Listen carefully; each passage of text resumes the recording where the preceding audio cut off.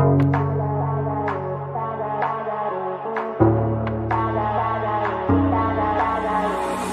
you would keep me waiting, I would wait a lifetime. In tricky situations, I will be a lifeline. Nobody's meant to be fighting alone. That's why I'm taking you home. I never felt something like this before, I know. Keep coming back for you time after time. Maybe I'm losing my mind, but I know I'll never leave you behind, no. Baby, I got you.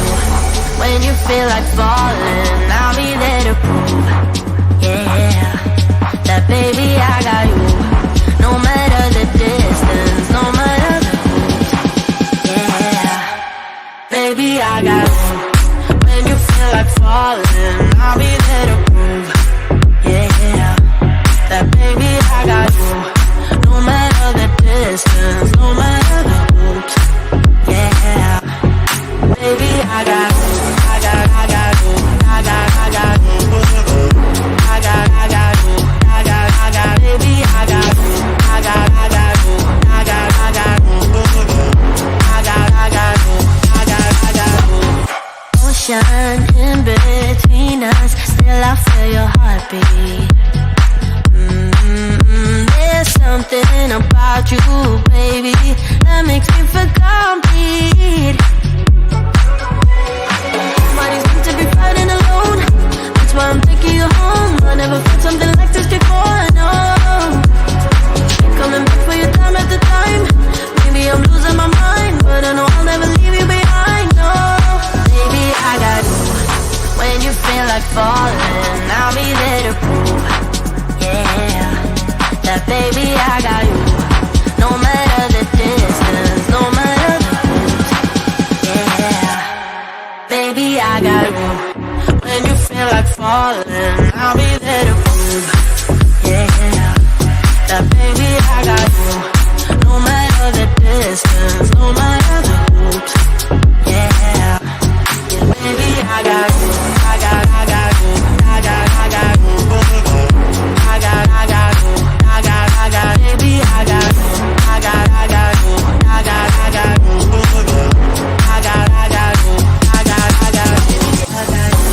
The world is going wild when they come for you. And the river's running dry when it all falls through. Don't you worry about a thing, baby, I got you. Yeah, baby, I got you.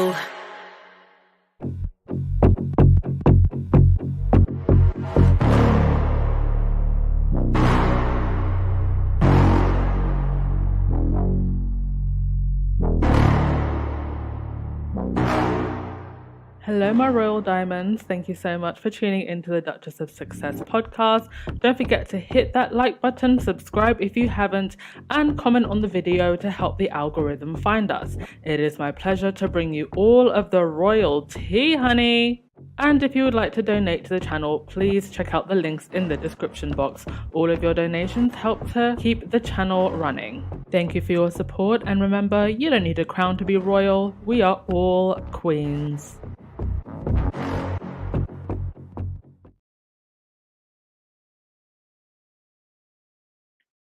Hi everyone, happy Sunday. Hope you're all good.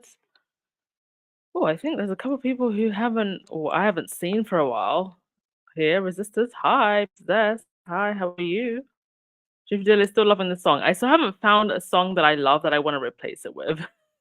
And that doesn't sound like one of those songs that you would hear at like those workouts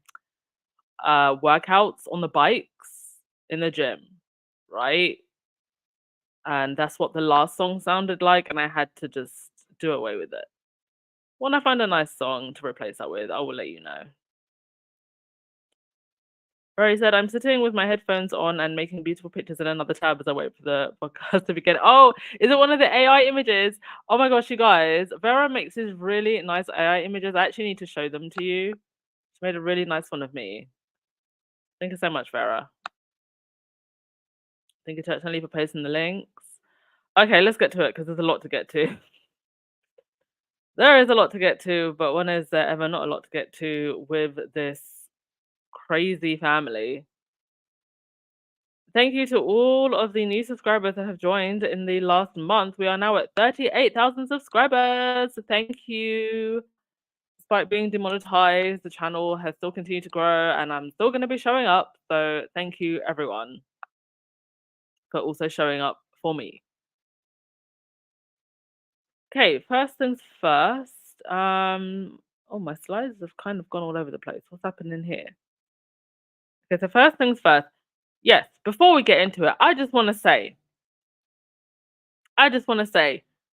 whoever, as Bright Zwede said on Twitter, whoever refused Harry and Meghan's proposal for half in, half out, thank you. I cannot thank you enough. It was a blessing in disguise. Anyway, I hope y'all are enjoying the slimmed down monarchy. Indeed. Whoever thought they were doing something and spiting Harry and Meghan by refusing the half in, half out, thank you. Thank you very much. In your jealousy, in your envy, you chased them away and you did them a huge favor. Because seriously, this institution is a sinking ship. You did them and their children a massive favor. Because can you imagine if Harry and Meghan were still there now? Trying to raise their children in this chaos, being used as shields for whatever mess is going on behind the scenes. And it's an absolute mess. This institution is nothing more than a bunch of courtiers who don't know how to do their job, who are desperate to keep their positions. They are surrounded by snake journalists who love this weird power dynamic that there is between them and the royals. They love the proximity that they have to the royals, the access that they have to the royals. They're only concerned about their money. And then you've got all the people around the royal institution that want to be in proximity to the royals because they want to be associated in some way, or they want something, or they just want to be like in the aristo crowd. And that also includes some crooked people in government as well. And then you've got the press barons like Rothermere and Murdoch. It's just one big dysfunctional group of people causing absolute chaos, stabbing each other in the back and wasting taxpayer time and money. Now, Anne Boleyn, who's absolutely amazing on Twitter, go and follow her. She said this: "Why do I feel like a bombshell is about to be dropped?" You probably feel like that, Anne Boleyn, because I think one is. Because as Henry VIII, who's also amazing, said, Camilla is now taking a break, which means out of the 4 most senior royals, none are working full time. What is going on? And yes, Camilla has now decided that she's worked herself too hard doing photo shoots and press calls. She now go on a holiday while her husband is battling cancer.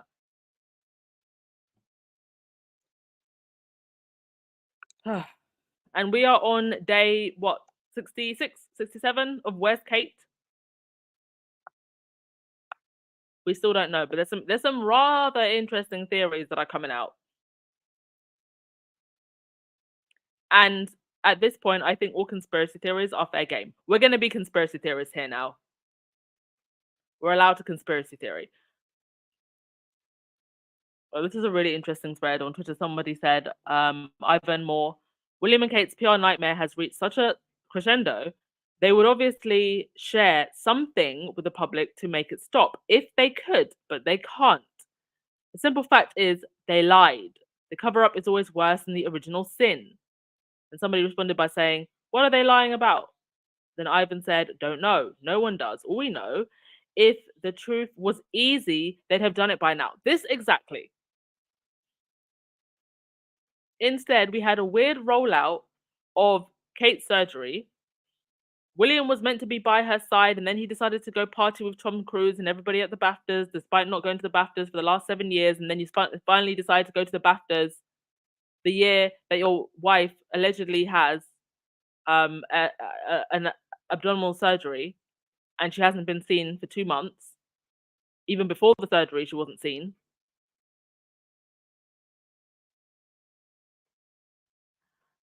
The story is just here, there, and everywhere. Nothing is adding up. And if it was that straightforward, I don't think anybody would have any suspicions. Anyway, the commentator said, about what though? I don't know. I don't know what happened. And Ivan said, Kate Middleton hasn't been seen in 2 months, like not once.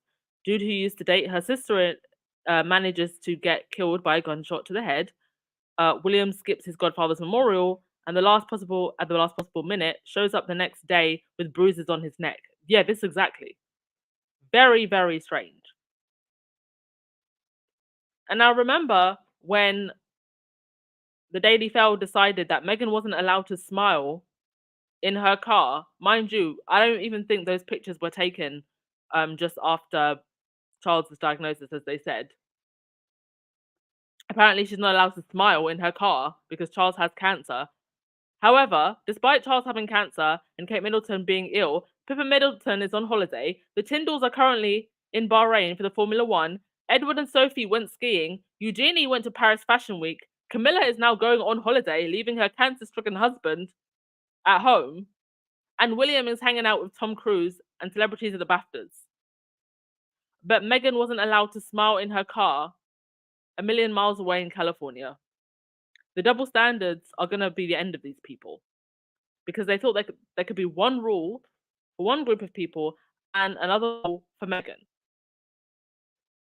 Now, on the death of this Thomas Kingston guy, one thing I want to say about this is, the mainstream media, if they want to do a blackout of a particular story, they can. They do it all the time. For whatever reason, they've decided to give blanket coverage to this. If you were to go out into the streets of the United Kingdom right now and ask 100 people before this story broke, who is Thomas Kingston and who is his wife? And who are his in-laws? They wouldn't know. I don't think you would get one unless they're a hardline royalist who really follows the royals. You wouldn't get anyone who knows who this guy is. That's why they have to refer to him as Thomas Kingston, the husband of Prince and Princess Michael of Kent's daughter, Lady Gabriella Kingston, in every single news report. Why am I saying this? I'm saying this because they could have very easily let this story just disappear. A minor royal has unalived himself, potentially committing suicide. Very tragic. But they could have brushed this under the carpet so easily, like they do with so many other stories. For some reason, they didn't. For some reason, you had 4 royal rotorats letting us know that William was not missing the memorial that they went to because of Kingston's death. And then you had all these weird articles popping up about what would happen if William was charged with a crime. It is all just so strange. And I feel like there's more to this than what we're being told. They keep on referring to him as died from a traumatic head wound. I mean, did he use the weapon or not? And what on earth would have led to this very young man, by the way, 45, that's young, taking his life in this manner? I feel like there's more to this than we're being told. We also don't know whether or not he left any kind of notes. And also, I also find it weird that the reports are saying that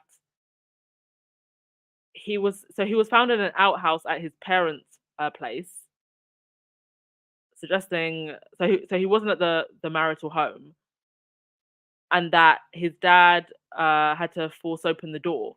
So did nobody hear uh the weapon firing off? Like, there's just so many questions.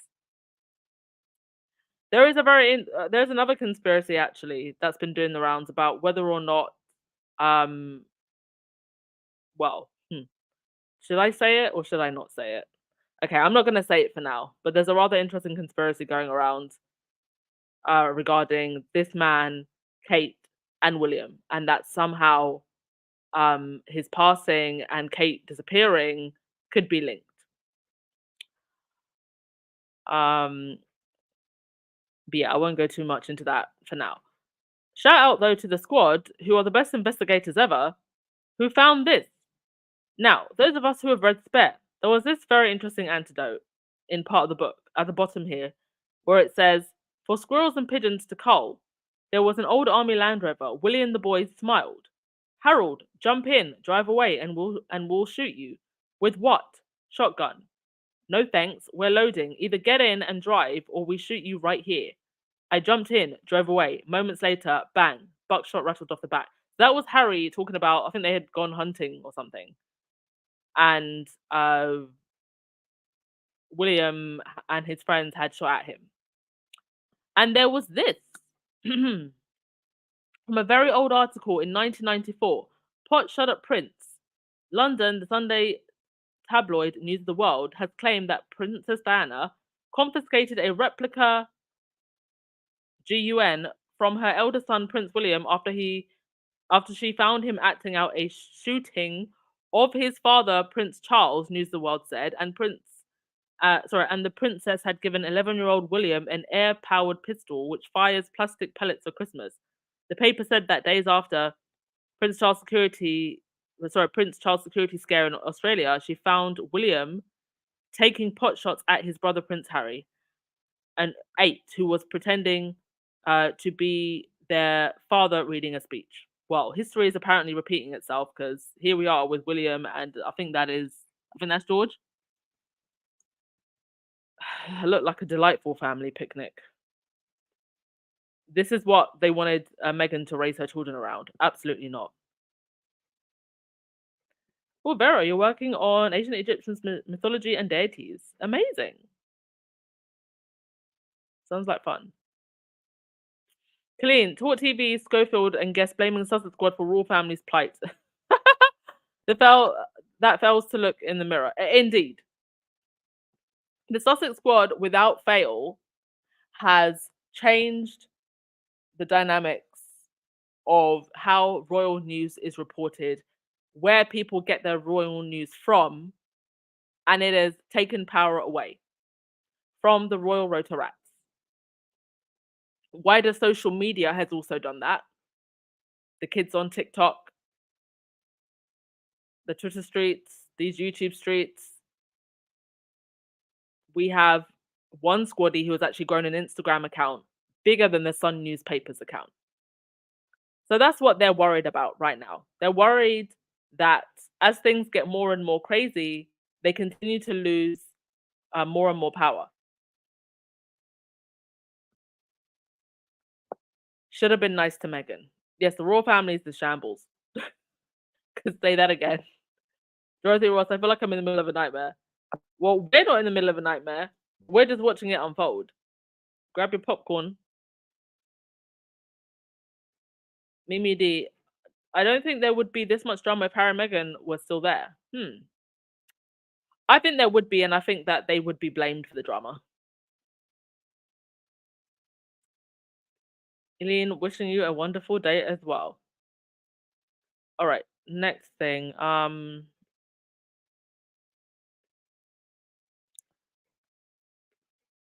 Yes, William, as you can see here, is absolutely devastated by the passing of his family member.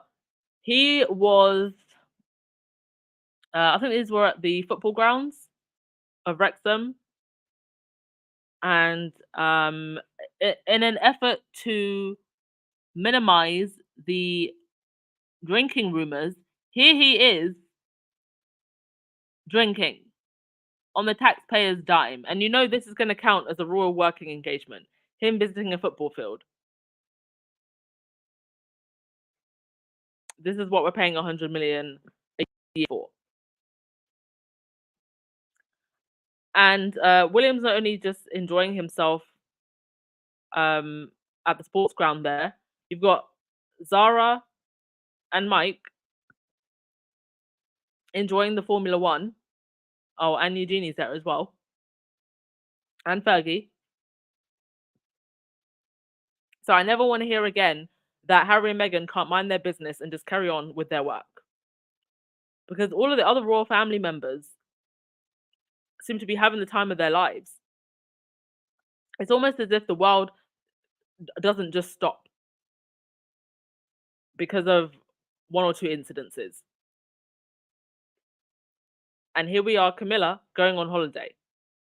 Exhausted Camilla, 76, takes a week off. I mean, there are 76-year-olds who are still having to work and who don't go home to castles.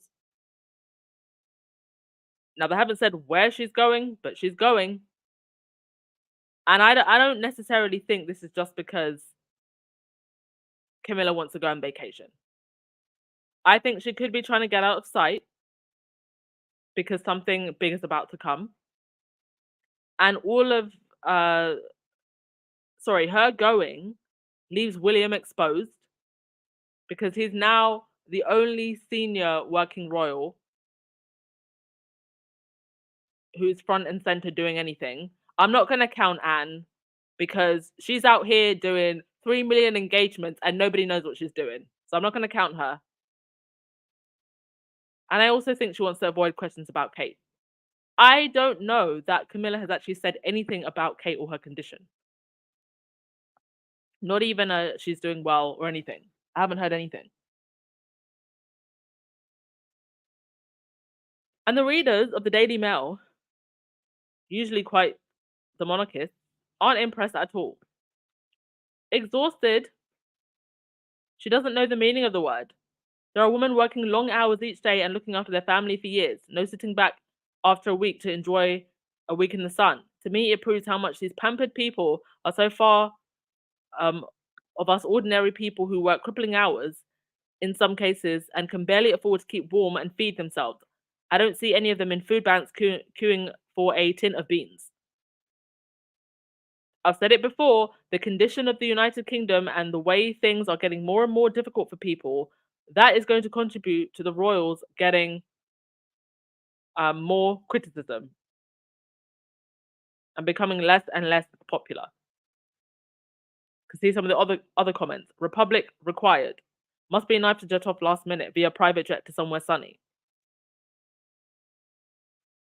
Exhausted? Really? Non-essential work that we don't need. Lazy woman. Exhausted? Try working 2 jobs for years to make ends meet. And they say nurses have it tough. Well, she's looking after Charles. Doesn't that count? Anyway, just interesting to see that from the Daily Mail readers who are usually on side and they're getting fed up. Well, tells you everything you need to know, doesn't it? Okay, on to the next thing. The Huffington Post. The Huffington Post got ratioed to high hell today for this tweet. Now, it was 3 million impressions the last time I checked. I think it might have gone to, let's have a look. Oh, now it's at 5 million. Now it's at 5 million impressions. Oh, have they deleted it? Give me a sec. What's going on here? Okay, no, they haven't deleted it. Yeah, it's now 5 million impressions, over 600 quote tweets.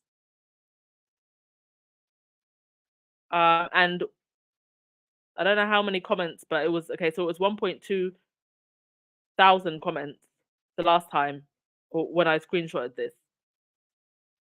And why has it been ratioed to high hell? It's been ratioed to high hell because you now want to say the Kate Middleton conspiracy theories need to stop. But this is what you had to say about Meghan. Royal rage. Meghan, you don't get to claim privacy after your star-studded baby shower and wedding that we forked out £30 million for. Being a royal isn't a part-time job. Make no mistake, it's an insult, Fleet Street stories say. Meghan and Harry can expect no mercy after their stunning decision to go rogue and quit. The timing of Meghan's announcement is sure to raise eyebrows as King Charles and Queen Camilla's coronation is just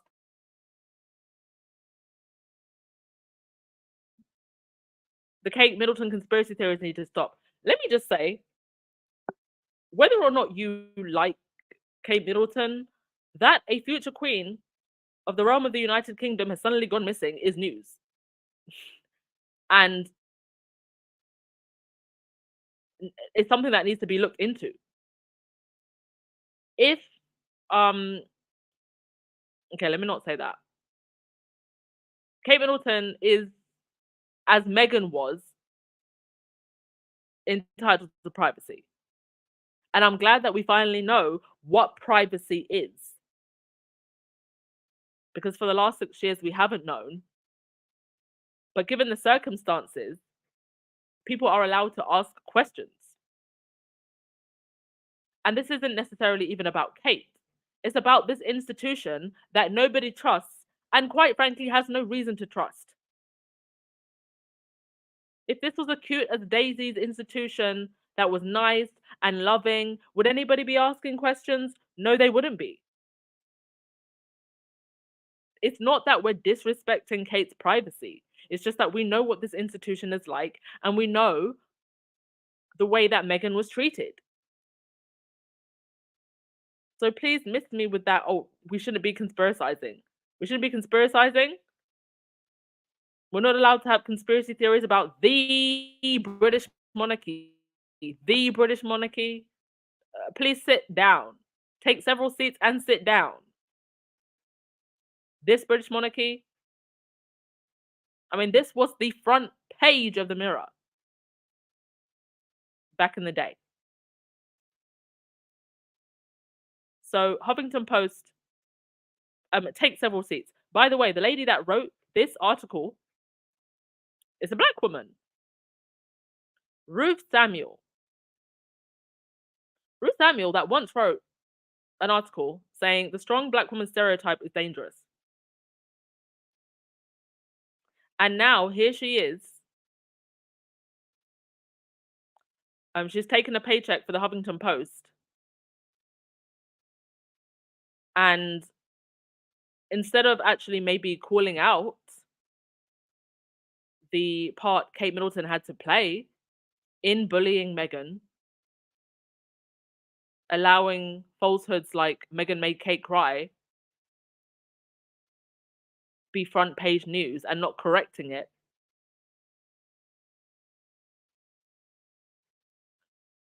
now she's decided to go with Kate Middleton conspiracy theories need to stop. By the way, she ended up actually putting her account on private because people were tweeting her so much. You know, and I just find it so ironic that she would have done an article like this. The strong black woman stereotype is dangerous. Well, where does how is that stereotype reinforced? Let's think about this for a sec. It's reinforced when women like Meghan are expected to sit there day in and day out being bullied and being lied on in the media. That's where that stereotype actually comes from. But women who look like Kate, there's just the assumed innocence. And they're afforded a certain level of peace and protection that women who look like Meghan are not. That women of color in general are not. So why is it that Meghan wasn't protected, even in her darkest moment when she was pregnant and suicidal, but Kate is now being afforded that protection? And from the likes of you, Ruth Samuel. I'd be interested to look through all her past articles and see if she's stood up for Meghan ever.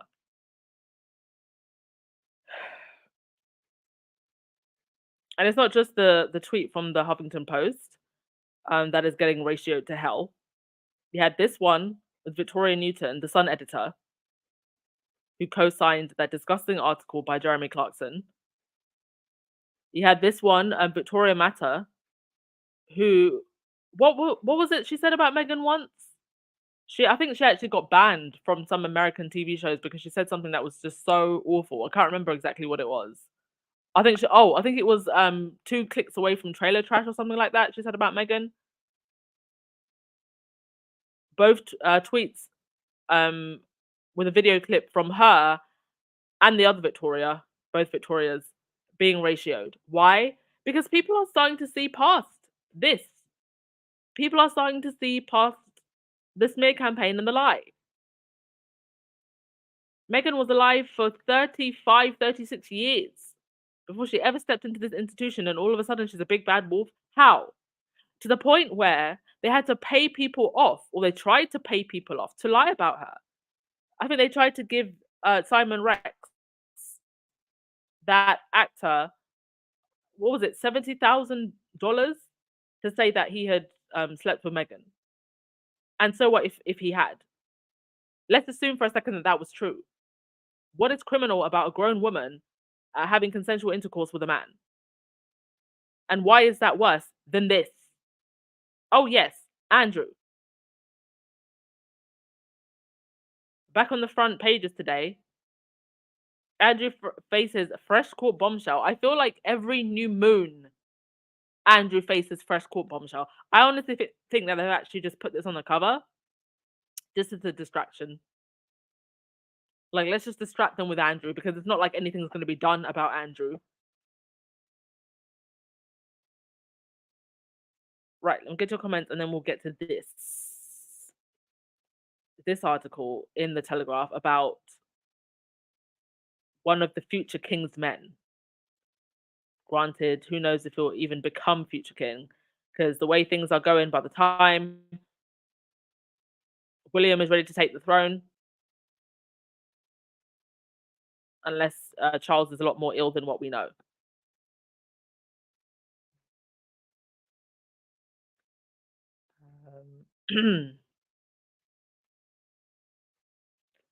Tiffany Dilly said the conspiracy theories will continue. The Sussex Squad don't take orders from the gutter press. Thank you, Huffington Post. Indeed. We don't take orders from you. Who are you? Truth has not been your strong point. So please don't try to take the higher ground now, telling us we're not allowed to have conspiracy theories about the British monarchy. Please. Exactly, Sharon. They created this frenzy by feeding the Sussexes to the wolves. And they can never take that back. They've created this monster. Don't dish out what you can't take back.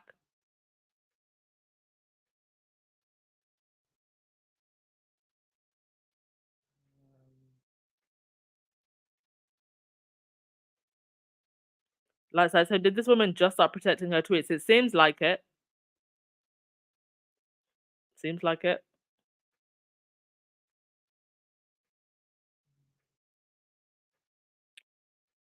Okay, let's get on to this Simon Case story because it's quite interesting. Simon Case, who before he was William's private secretary, also worked in government. Thank you so much to Merlene W for the PayPal, much appreciated. Okay, so Prince William's aide played key role in Harry and Meghan's royal exit. Simon Case, who was William's private secretary at the time, drafted a paper setting out steps for the Sussexes to quit royal duties. So he wanted them out. Prince William's former aide, Simon Case, was responsible for drafting a key document about Prince Harry quitting royal duties, court papers state. This week, the Duke of Sussex lost his High Court attempt to have his armed police security reinstated every time he visits Britain. A illegal spokesperson for the Duke said that he would seek justice by appealing against the decision. A 51-page judgment in the case revealed how the details of the Sussexes' departure from royal duties were reached. By the way, I have not read those 51 pages. I don't think I'm going to read those 51 pages. Do you know what? Actually, I might put it through the AI and ask the AI to give me like a summary or something. Let me try that. On January the 8th, 2020, after spending time in Canada, Harry and Meghan announced that they were stepping back from royal duties. The Sussexes said that they planned to split their time between the UK and North America. Palace sources said at the time that Queen Elizabeth had not been consulted before the couple published their statement, and was disappointed by their stance. And Sussex's announcement sparked a frenzied few days, with royal aides scrambling to respond. Documents now show that Case, who had previously worked for David Cameron and Theresa May, authored a paper on behalf of the royal household which set out the steps for Sussexes to quit royal duties. Court papers state on January the 8th, 2020, an announcement was made in relation to the claimant, the Duke of Sussex, stepping back from royal official duties and a public role. On January the 11th, Sir Edward Young, is he the in spare? Is he the bee, the rat, the wasp? Which one is he? Someone remind me, please.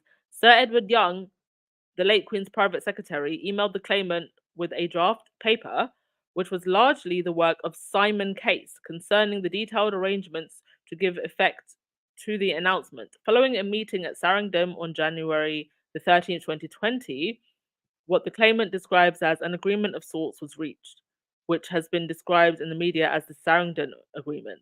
It is understood that Case's paper listed a series of 5 bullet point options for the Sussexes.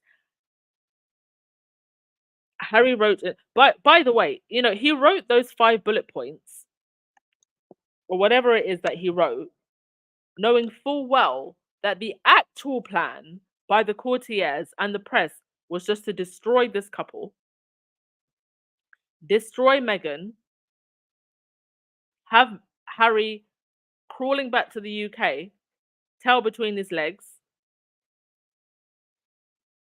and to try and humble him, and to continue to use him as the spare and the shield. That was the actual plan. So whatever was in those 5 bullet points, BS. It is understood, Harry wrote in his autobiography, Spare, that option 1 was the status quo. Meghan and I don't leave. Everyone tries to go back to normal.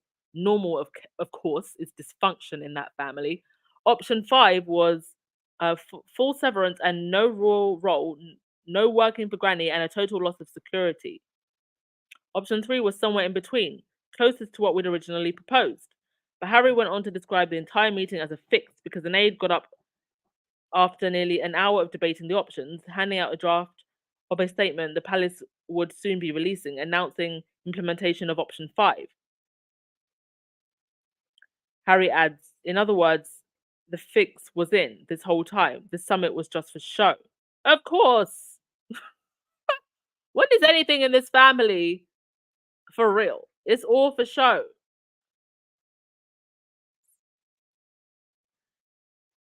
Harry adds, in other words, the fact that Case, acting for Prince William, was so integral to the final outcome of Harry's departure from royal life will cast further doubt on whether the brothers can ever be reconciled. The Duke is also said to have learned that members of the royal household sat on the Royal and VIP Executive Committee, RAVEC, the body which makes decisions about the security provision for members of the royal family. Listen, the only thing that is meant to make decisions about security for the royal family is common sense, right? And common sense would tell you, given the threats towards Harry and his family, given that Harry did 2 tours of Afghanistan, he needs security, period.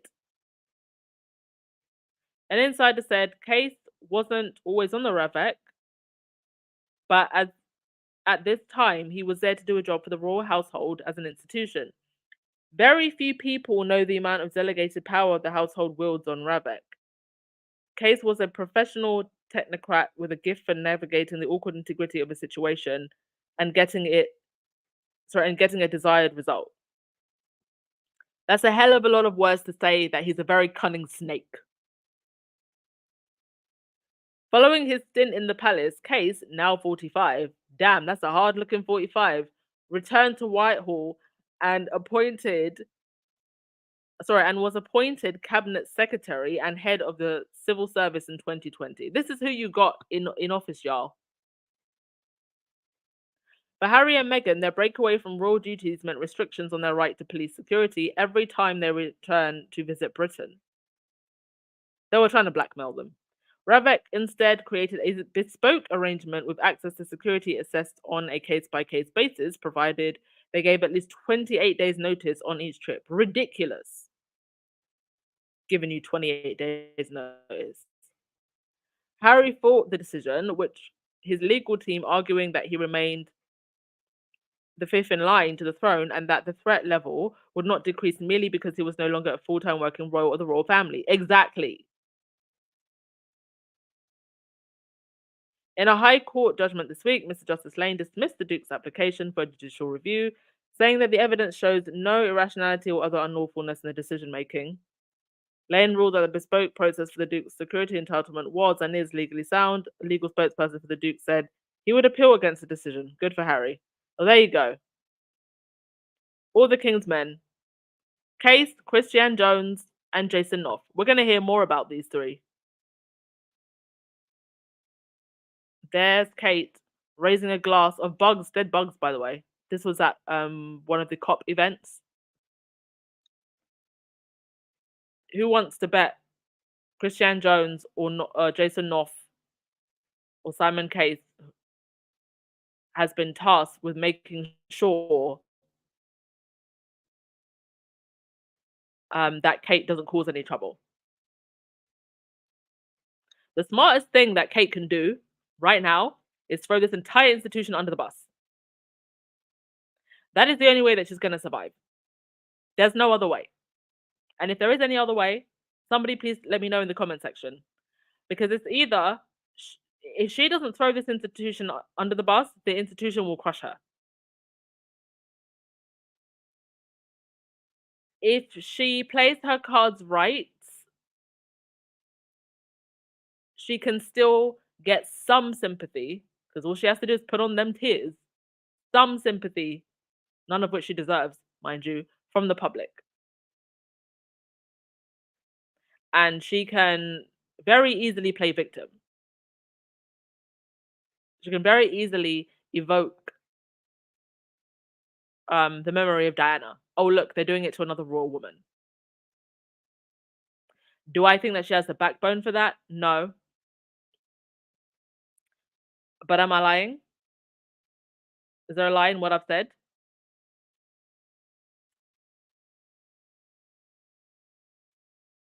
Make the move, Kate. Because you're in danger, girl. All right, let me get through your comments. And then there's one last thing that I have to read.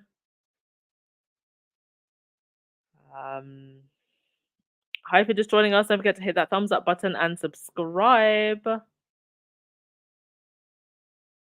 And please do check the chat box for links to donate if you would like to. Yes, Anna Marie, instead of embracing Meghan, they made Harry and his family move to the US.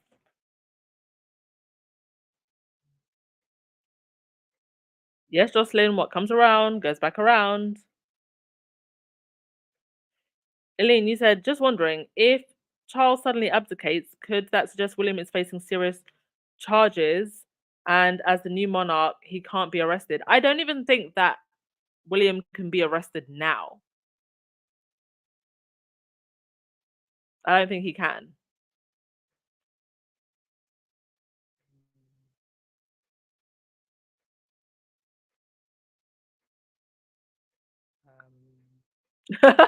Truth dilly, Simon, I base my look on a werewolf in Harry Potter glasses. Oh, it's hilarious. Penn Dizzy, what happened to Kingston? Well, I don't think we're gonna find out exactly what happened anytime soon. We don't know if he left a note or any message of any sort. I don't think we're gonna find out the truth about that for a while.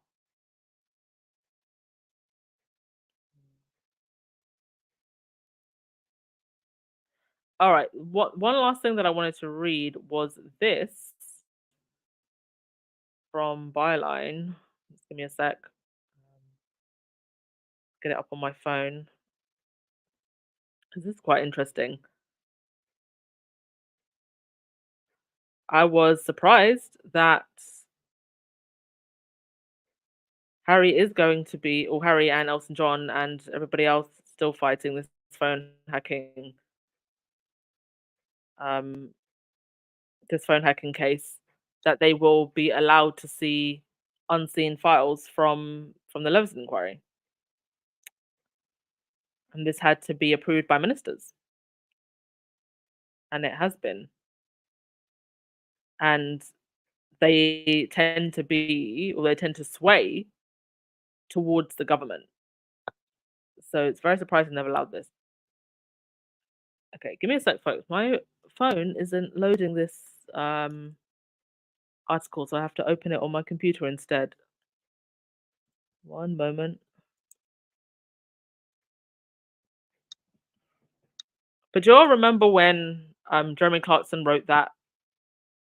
Like I said earlier, when Jeremy Clarkson wrote that article in the Sun newspaper about Meghan, and there was that letter signed by MPs, and it was MPs from across the political spectrum, even Conservative MPs. And when I saw that, I knew that there are definitely people in Westminster, including Conservative MPs, who are sick of the royals, the press, Murdoch, Rothermere. They're just not saying it. But perhaps putting their signature on that letter in defense of Meghan was their way of saying it. So, this is from Bylines. It was the Daily Mail informed us last November a significant victory for justice in the Mail and a major setback for Prince Harry. But now, with a few strokes of the pen, Rishi Sunak's Conservative government has turned that upside down. The government's decision releases a wealth of documents relating to the use of private investigators for Prince Harry, Elton John, Baroness Lawrence, and others to deploy in their unprecedented legal case alleging hacking and unlawful information gathering by the Mail newspapers. The Mail Group, which desperately wanted these documents withheld, insisted that they were covered by confidentiality agreements dating back to 2011 to 2012 in the Leveson inquiry into the press. And in November, a judge upheld that argument. But the government had a right to waive that confidentiality, and yesterday, acting on a request from the Prince and other complainants in the case, it did just that, turning that significant victory for the Mail into what might be called a victory for the Prince. The news slipped out in a joint statement from the Home Secretary James Cleverly and Culture Secretary Lucy Fraser that they do not consider that it is necessary in the public interest to withhold these documents. A separate official notice described the documents as ledger cards from the Daily Mail and the Mail on Sunday, recording payments to private investigators. It is not difficult to see why they might be relevant to the case against the Mail Group, which denies all claims against it. Now, mind you, they have zoned in so much on the fact that they did not hack phones and there's no more phone hacking going on. They've zoned in on the phone hacking and seem to be completely ignoring that they were paying off private investigators to stalk people. They were putting recording devices in people's hotel rooms. They were putting tracking devices on people's cars. So it's about a lot more than just phone hacking. It's illegal information gathering, stalking, and harassment as a whole. Article goes on to say the development is noteworthy for two reasons. The first is that it could accelerate the progress of a case that is nothing less than historic. While Rupert Murdoch's UK papers and the Mirror newspapers owned by Reach plc have paid out billions to claimants in phone hacking litigation over the past dozen years, this is the first time the very powerful Mail Group has been sued, and the complainants could hardly be more high profile. The reality of the November ruling was that the decision in relation to the Leveson documents was never that important. The documents were, but it was inevitable that they would eventually have to be disclosed in the course of legal process. This government's decision simply makes it quicker. Mind you, the papers and journalists and private investigators under Rupert Murdoch during the initial Leveson inquiry, it is well known that they destroyed millions of emails, files. So there are some things that literally are just going to be lost forever. Um, okay, if that is so, you might ask, why did the Mail claim such a victory in November? That was just another act of deception. That was just another act of deception perpetrated on its readers. The Mail knew exactly what the legal position was, but it also knew that it had been roundly defeated in every aspect of its first attempt to have the case halted by the courts. They're literally creating two different realities because all they do is lie. So you've got the Daily Fail readers believing one thing when it's actually another. The one thing that had gone its way was the ruling on the documents. So, knowing full well it would make little difference, he elevated that to a significant victory for justice and the Mail. The second noteworthy point about the government's decision is that it is surprising. The Sunak government is normally extremely friendly with, if not subservient to, the Mail organization, and it could easily have done nothing. Instead, it chose a course it knows must infuriate the company's editor-in-chief, Paul Dacre, and Lord Rothermere. We may never know why. For the Mail Group, the stakes could not be higher. Defeat in this case would not only be a terrible humiliation for the UK's most self-righteous and pompous newspaper company, it could also almost certainly expose that company to years of costly and damaging court action, y'all. Mm-mm-mm. It's going to be a long couple of years, this case, and anything that could come after. Because if Harry is successful, or Harry, Elton, all the other big names that have the money to take this all the way, it's going to open the floodgates. But someone had to do it. And this is why they have gone after Harry and his wife like this. This is why we've gotten blanket smearing. It was always bigger than Harry and Meghan. This is about a prince of the British realm going after the British tabloids.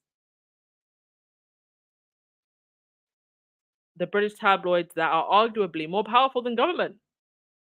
If you control the news, you control the minds and the hearts of the people.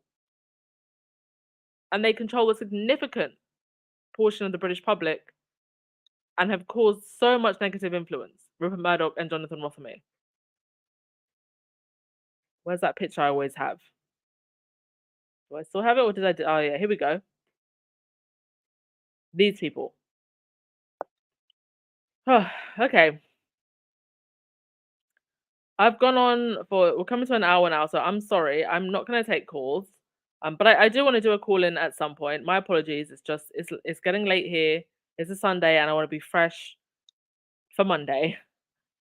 So I will do calls because I know that some of you have a lot to say. And but yeah. I agree with what Amberlyn said on Twitter. I think something big is coming because I find it very strange that Camilla would just go toddling off somewhere. All right, folks, I'm going to leave it there. I'm actually not even going to play the outro. Thank you as always for coming. Thank you, everyone, for donating, continuing to donate and keeping the channel afloat while I wait for appeal. And yeah, we'll see what this week brings. Enjoy the rest of your Sunday.